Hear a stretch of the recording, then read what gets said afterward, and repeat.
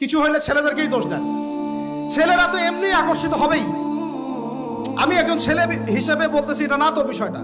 একটা ছেলের ফিতরত এটা, যে তার কাছে সবচেয়ে সুন্দর মনে হবে একটা মেয়েকে। এটা একটা ছেলের ফিতরত, স্বভাব ধর্ম, এটা চুম্বকের মতো আকর্ষণ করবে। আর এর উপর যখন আপনি এটাকে ফ্রি অ্যাক্সেস করে দিবেন, লাইসেন্স করে দিবেন, বেপর্দায় বের হবে, গায়ের জামা কাপড়ও ঠিক নাই, হ্যাঁ, তারপর কথাবার্তা মিষ্টি মিষ্টি প্রলোভিত টানতেছে, সিডিউস করতেছে, তখন তো একটা ছেলে মানে মিসগাইডেড হইতেই পারে, স্বাভাবিক। ছেলেরও দোষ আছে, কিন্তু অবশ্যই এখানে মেয়েরও দোষ আছে।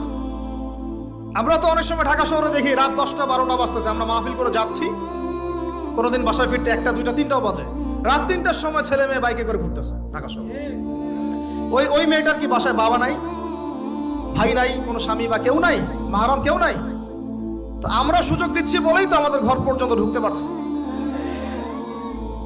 সবার আগে মেয়েদেরকে শক্ত হইতে হবে। আর মেয়ের বাবা যারা, আমি তো নিজেও মেয়ের বাবা, আমরা বাচ্চাদের সাথে সময় কাটাই আর ভাবি যা কি যে হবে ভবিষ্যতে আল্লাহ ভালো জানে, কিভাবে মেয়েকে মানুষ করব, কিভাবে সতীত্ব রক্ষা করবে আমাদের মেয়েরা। যা চলতেছে অনেক মাদ্রাসার মেয়ে পর্যন্ত নষ্ট হয়ে গেছে। আপনারা জানেন না তো, আমরা জানি কথা। মাদ্রাসায় পড়ুয়া বহু মেয়ে নষ্ট হয়ে গেছে। যতদিন পর্যন্ত এদের হাতে মোবাইল ফোন ছিল না, ইজ্জত ঠিক ছিল। মোবাইল ফোনটা যখনই ঢুকেছে, ইজ্জত নষ্ট হয়ে গেছে বহু মেয়ের। আমি এরকম জানি, বলতে চাচ্ছি না।